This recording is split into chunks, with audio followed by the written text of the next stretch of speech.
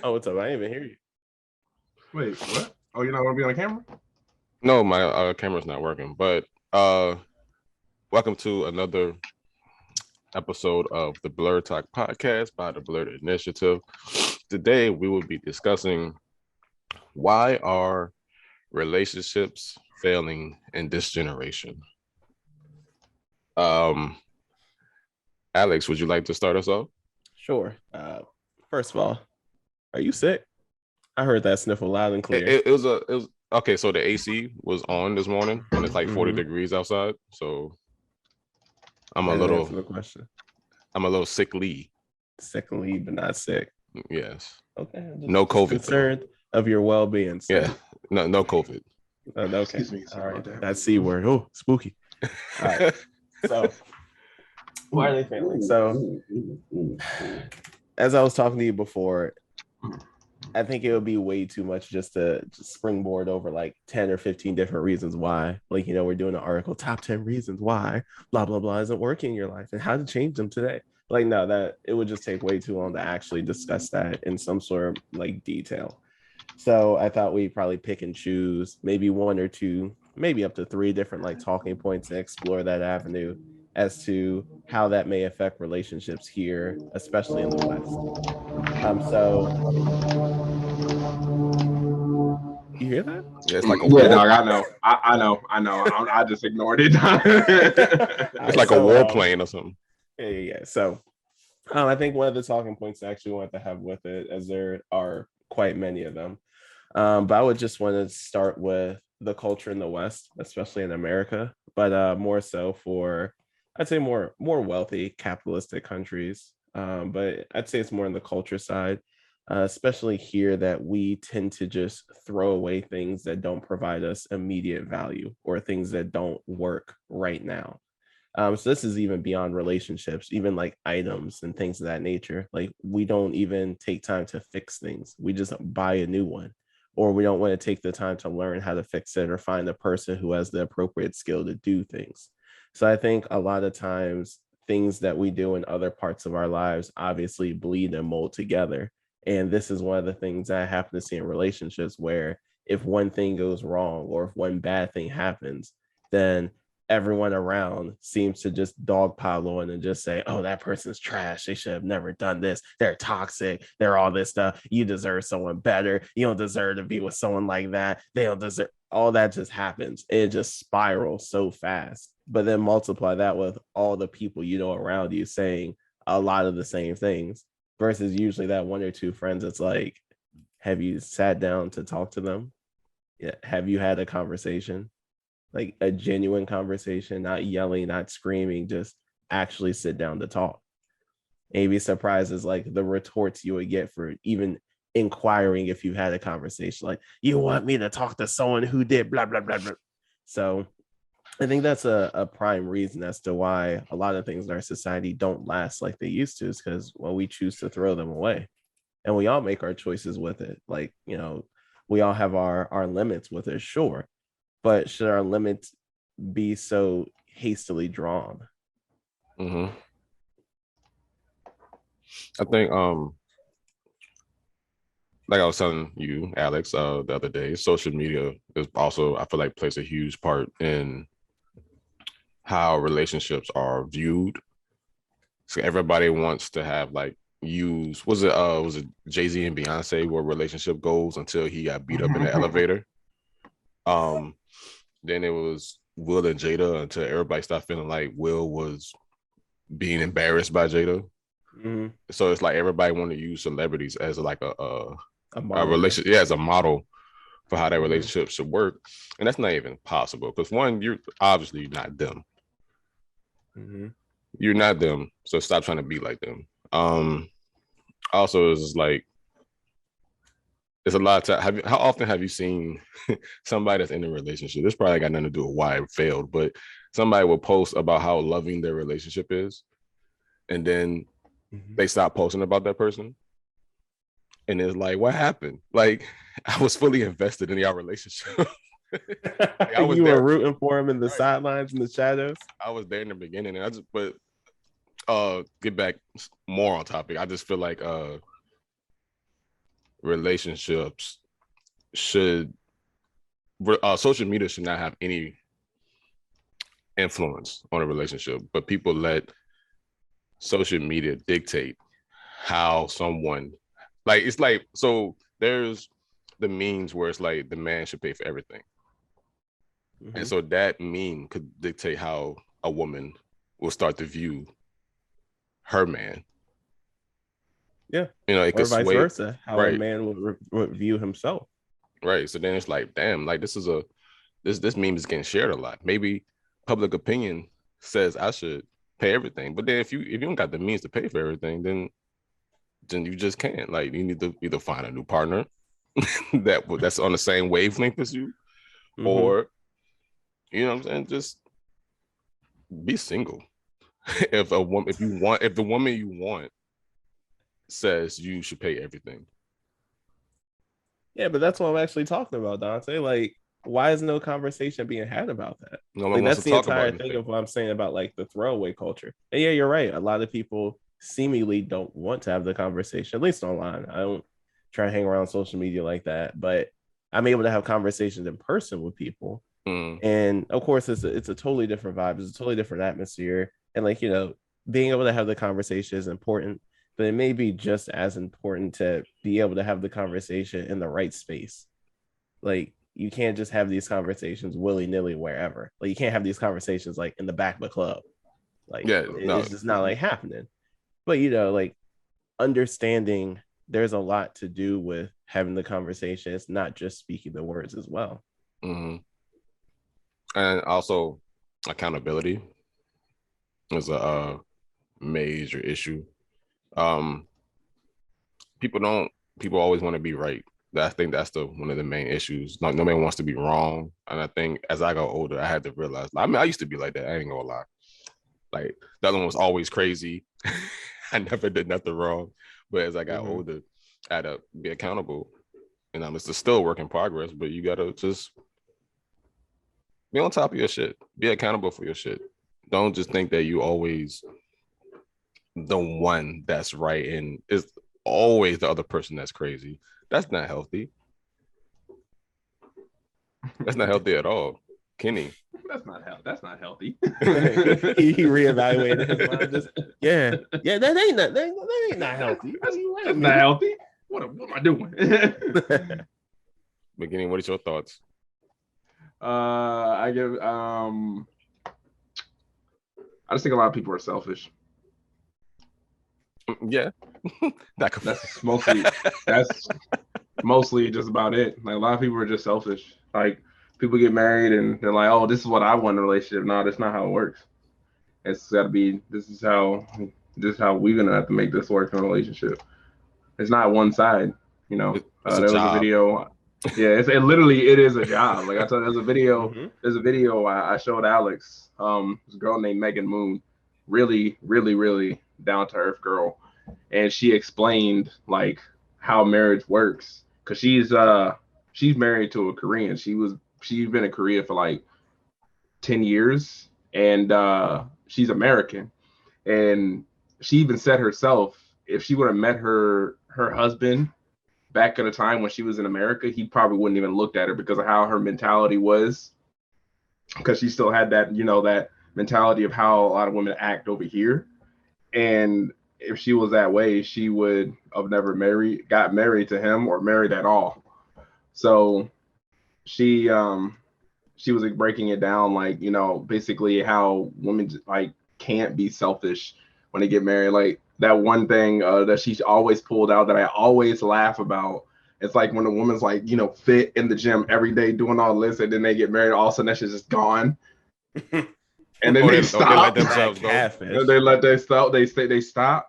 Yeah. She even broke that in there. She was like, you cannot do that. It was like, you gotta stay up and you gotta keep doing that because the man won't stop doing what he's doing when he was with you. Why do you get the privilege to stop? So, you know, she was just basically just breaking it down like about like how like the Western culture and how marriage is over here is just very flawed, like hugely flawed, and that's part of the issue why we're having issues with like relationships now to this day in our country. Where does it? If it's, I don't know, this may not be a question that can be answered accurately, but where did it start? Honestly, so relationships back in our olden times was set a set way. There was gender roles, and there was boundaries and certain things that a lot of people understood, and this is how it worked. When you start to push against the norm of what was already set in place, you start to run into a lot of issues. Of course, it's not going to be perfect, but you're going to run into a lot of issues. Like, back in the day, women would stay in the house with the kids, do these things, and the man would work, and it was just a normal work. That's how the things worked. Well, it changed that, like women was like, hey, we want more power, all these things. It's like, okay, like what comes with great power comes with great responsibility. So you have to, you're gonna lose a lot when you want just the same power as men do, because we lose a lot, like mentally and even our lives. So when they brought that in and they wanted all that, they brought that into the relationships also. So you have two alpha people just butting heads with each other the whole time. I was like, bro, this ain't gonna work. You can't do this. Like, there has to be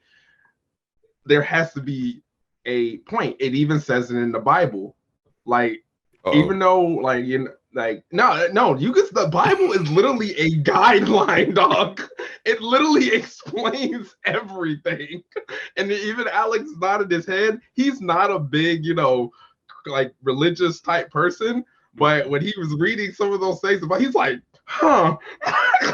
Yeah, like, I don't care what and we're not here to like pronounce or say whatever we believe in or whatever we don't believe in. Regardless, you can use any text and anything on this earth to learn, take away from, grow, and develop.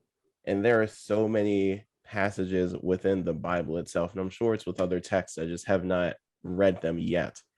But there are so many passages within the Bible itself that reign true and that can be applied to your life in so many different ways.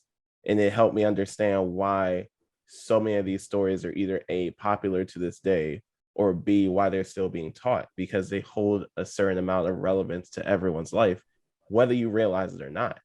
I'll call it the oxygen approach. Whether you realize you're breathing in oxygen or not, it is vital to your well-being. Whether you believe in it or not, it has nothing to do with belief and everything to do with the reality of the situation. So yeah, how can it back? Huh? Go ahead. Well, shit. Oh my God, Kenny. I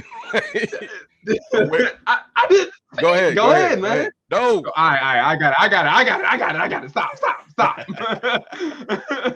All right, but back to what I was saying. That started to become issues, and and the worst part and the sad part about it is that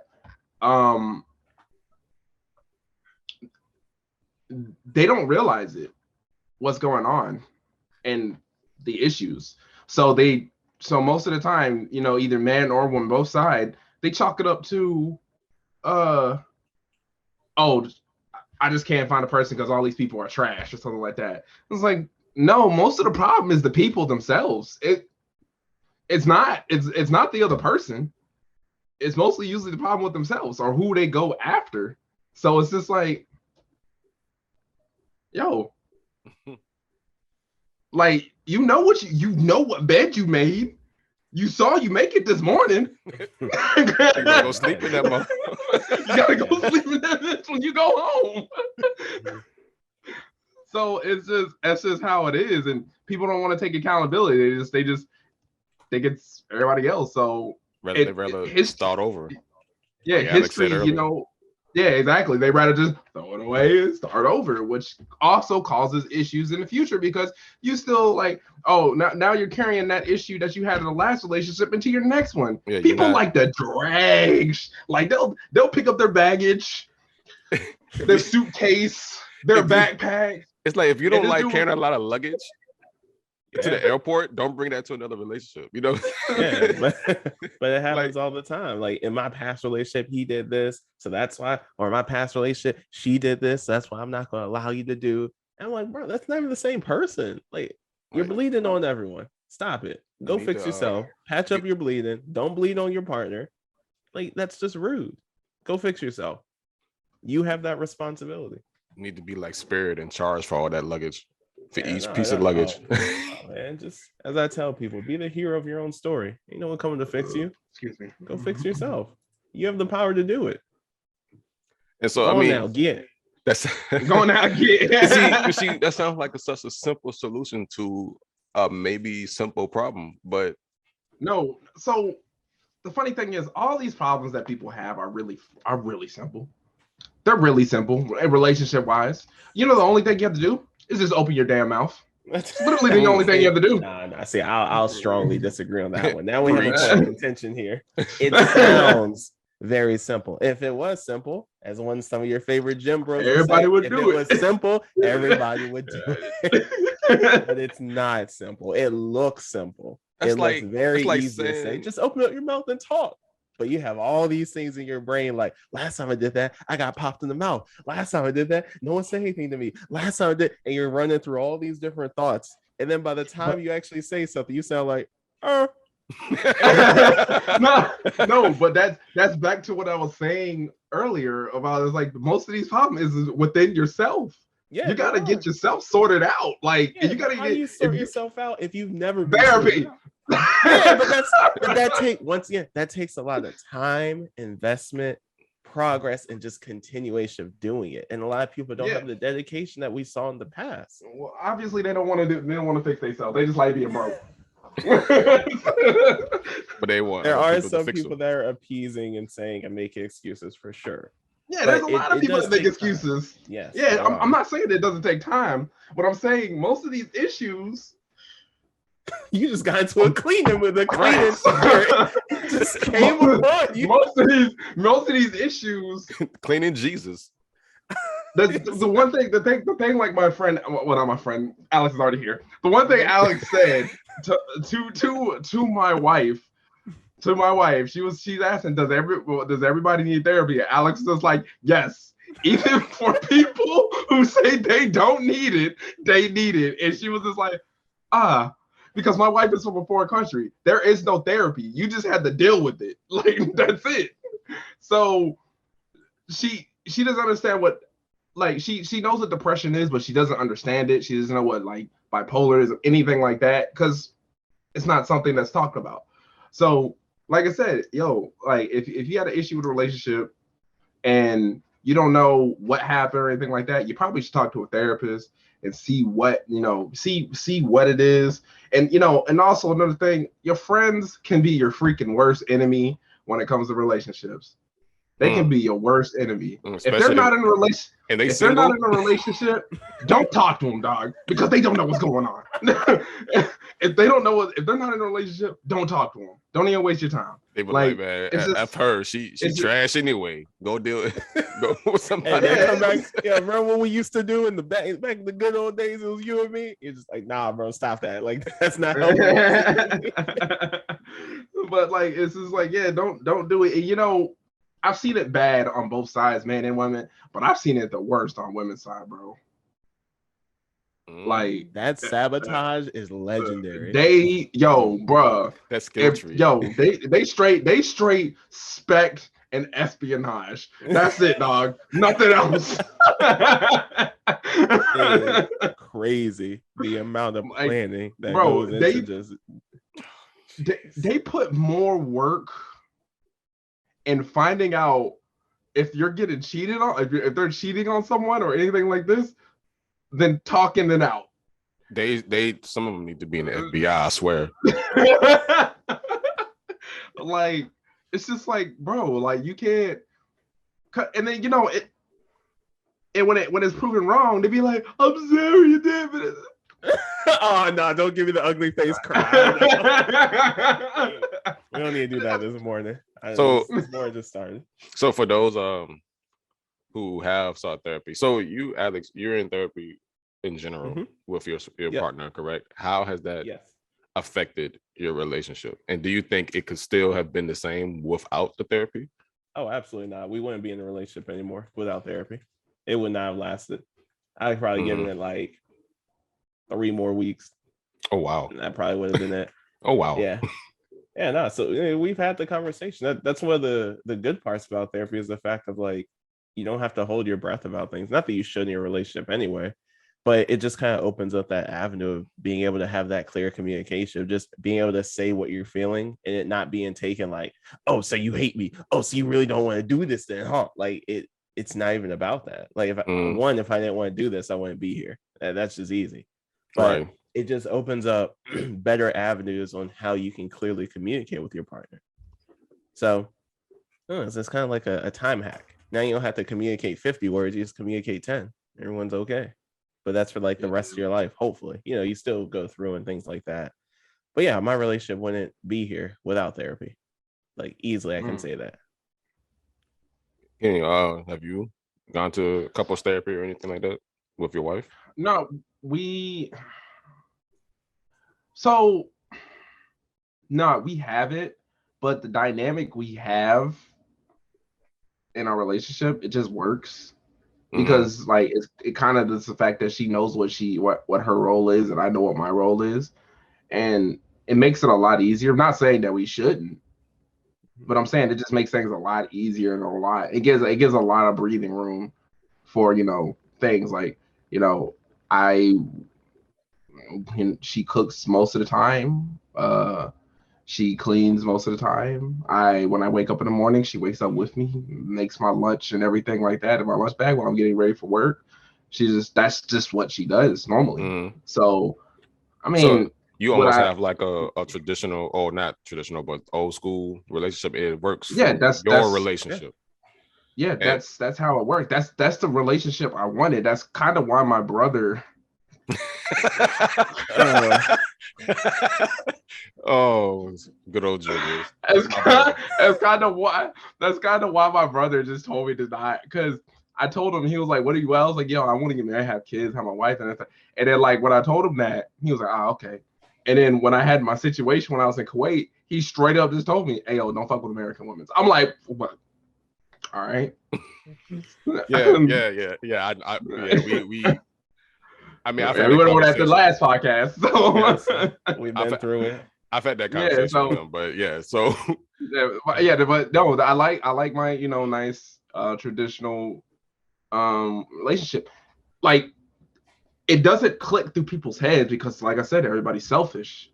But you can save a lot of money with just a traditional relationship. You can save a lot of money because when you have a kid. Everybody says kids are expensive. Yes, babies are expensive. But when you're both working, that price of everything just doubles. Even if you're both working. Because childcare is a scam, for one. Like, that change. People be going there, I put my kid daycare, and all I think of myself is just, that's what the system's doing. It's like them people that will say like, if you send me $500, I can double it and get you like, or I can re-up or something for 5,000 and I'll send you back 5,000. It's a scam. Because if you think about it, my boy, he said he has 2 kids. Daycare for his 2 kids, $1,000 a month. That's insane, bro. If you have your wife stay at home, you basically just saved 12 grand. Like, and got a better quality of care for your. And got better quality of care because it's your wife. So when you put all those things together and everything like that, it is expensive for kids, especially with healthcare and everything like that. It is very expensive. But when you add in childcare on top of that, bro, get ready. That roller coaster about to take you for a ride. But the most. Yeah, go ahead. Oh, the most important thing is that works for your individual relationship. Yeah, that works. And so that works for me. right. So I think a lot of people get caught up, as I was stating in beginning of the podcast, like people get caught up in what their relationship should be like based on what social media says. Yeah. And if you want to split the bills 50-50, if that works for your relationship, do it. If Go it. if one person needs to pay all of it while the other person, like you said, like in Kenny's relationship or marriage, then do it. Stop getting caught up in what social media dictates you should do. I think that's like the worst possible thing. And then if you see those memes and you just go through the comments, I need to stop looking at comments in general. So because comments are just toxic. So this is like toxic. and you go through the comments and it's just like it's like a battle of men and women just going at each other's throats. Talking about So, if you broke, just say that. Like, oh my God, here we go. He's like, like Jesus, why did I deserve this? Well, I didn't deserve any of that. But no, the one thing I've noticed, the hell were we talking about? Damn, yo. Wow. I'm getting old to your birthday right around the corner, right? 31 around. No. So the one thing I've noticed, and I've seen it in other countries, when you get to a certain point, both parents are working, making money, all that stuff and all that, it's not good for the kid. It's not. It is the worst thing ever for the kid. Because what I've seen in Kuwait, because both parents are usually, other parents probably usually not with the kid, and they usually get like somebody else to take care of the kid. I get confused. I see the kid, the maid, the dad, and the mom, right? The kid wants something, starts crying, run straight to the maid. I'm like, your mom? And it's just your mom? And it's just like, no, because the mom isn't doing what she's supposed to be doing. So the kid's gonna run to the next important thing, the maid. So, a lot of people gotta think of these things, when you raise kids and you put most of your time with your kid in the daycare or stuff like that, that kids get attachment to the other person, not you. So you got to be careful with that. Also, and that's. Oh, I'm saying I didn't mean to cut you off, but also to add to that, kids don't save relationships. Oh yeah, kids don't save relationships. Don't have no baby. I would. You almost sound triggered, but I just feel like I have to say this time. I just want right. So I just feel like that needs to be. I wish that was more understood. It's probably been like that for eons and eons, but I just now since we're talking about this generation, kids does not. I repeat, does not save. Do not your relationship at all. I don't have kids. I do, so I know how a kid can impact and can influence or impact a relationship. It does not save it. I mean, not that we had a kid to save it, but I'm just saying, just seeing other relationships and whatever forms of media or whatever the case may be, it just don't work like that. And I wish people would get that out of their head. I'm getting off my soapbox about that one. Would you like to add anything, Alex, to this podcast? Yeah, I was actually thinking of a pretty interesting analogy when Afro was going on earlier. So, and I think this is for life in general, but life is built pretty much based on relationships anyway, unless you choose it not to be, which is pretty hard. But imagine from the moment you're born, you're given like a blank slate on the Tetris board. And you don't know how to play Tetris yet, but as you grow older, there are things that are passed down from your family, from people you meet generationally to fill up your Tetris board. And sometimes there's nothing passed down. Sometimes what's passed down is very, very toxic. It's very bad for you to grab onto that ideology. So when your Tetris board goes up one, instead of it being a flat blank line, it has like 6 holes in it. But it still went up. But you have to start at that next level still. So as you go through, your Tetris board fills up with all these ridiculous holes that no Tetris block can actually fill until you get to adulthood. And at that point, it is your job to fill those holes in your Tetris board. But the issue is many people see those holes and they try and stuff the wrong piece into those holes and then keep building on top of it. But it doesn't work that way because, yeah, you may be able to keep building, but eventually that structure is going to collapse and it's going to show at the point of weakness what happened. And I think you're starting to see that more often with people now with the instant gratification society, the throwaway culture, lack of accountability, things like that. It's even pretty interesting thinking about like in the pyramid section, because like even in the business sense, like pyramid schemes like don't work. Like they don't. They will eventually topple over and collapse. But it's the exact same way with relationships. When you start building any type of structure, you need to make sure your foundation is intact. And a lot of the times we don't check people's foundation to see if they're fully structured or fully attached. And then the last note I'll make with it is I think it pretty much kind of started 2 gens ago, but still nowadays, we don't really ask for help or understand or have a class or anything that teaches us how to pick a partner. And that's probably one of the biggest life detrimental situations you can put yourself into if you pick the wrong partner. Life gets real long if you pick the wrong partner. So I think it's interesting when you look at other cultures and how they go about courting and things like that. This isn't a whole topic about like arranged marriages and things like that. I think there's merits on both ends. There's definitely consequences on both ends for sure.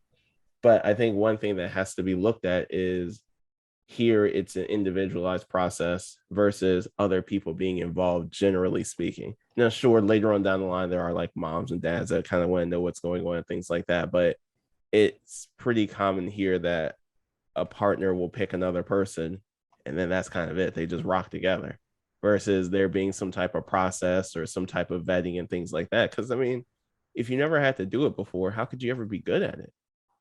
Like in the mass medium of it, like we just kind of got spat out and then we're like, oh, I like football, I guess I want a partner that likes football, and we're like, no, that's stupid.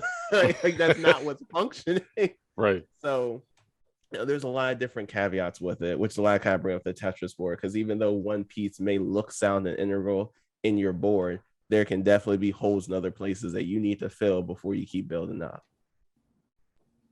And there's lots of ways to build up. I mean, if you've ever watched Tetris players, it is mind-boggling some of the things that they can do, how they can fill holes. But remember, think of how you can fill holes as your communication skills.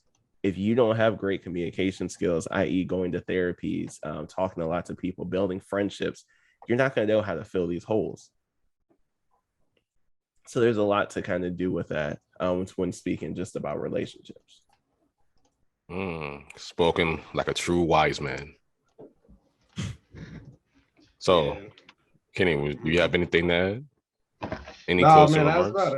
That's about it. All I got to, well, not all day, but sit for this podcast. But last thing I have to say is, you know, don't go into a relationship just based off of looks. But she looks so pretty though. Yeah, you gonna be looking mighty dumb too when you wake up in the morning. But he's so handsome. What's his name? Yeah, but that booty though. Like that. Yeah. But that booty though. No, but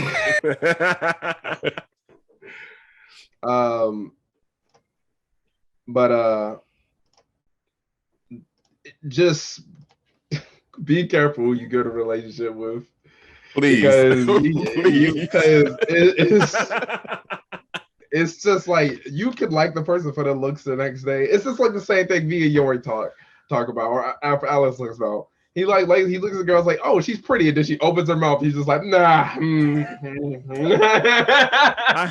I have understood my thing for a long time. I think way too many people, for me personally, I think there are way too many. I wouldn't say too many because too many seems like a bad thing. I can find beauty in many different shapes, forms, sizes, and things like that other people may not be able to. But then that's it. I'm just like, oh wow, that's beautiful to look at. and then I move on in my life. Like other people will be like, all right, it's time to start a conquest. I'm like, bro, like it doesn't have to be like that. Like you can just appreciate someone's beauty. You know that, right? But apparently a lot of people don't know that. Like, nah, bro. Now some of them are caught up. Something like, got me telling it. I'm caught up. So yeah, I don't know, but it's different for everyone. For me, it's just I can always appreciate someone's beauty and then not do anything and just move on. Yeah. Most people see a girl, they be like, "Oh, this girl look good," and I wonder how I look with my, something like that. And it's just like, wow, wow, you escalated quickly. You had the Iceman slide that far though. They were there just. That's how I'm imagining they send DMs now. They be text, they be like, I'm about to slide in there. They're getting all braced. Brace yourself. But whoops. Don't go off your relationship based off looks because it's gonna end very badly and somebody's gonna be upset. Really upset. Somebody. Because people are very very vindictive in this world. I tell you what. All right. Well, that concludes this episode of the Blerd Talk Podcast by the Blerd Initiative. We'll see y'all next week.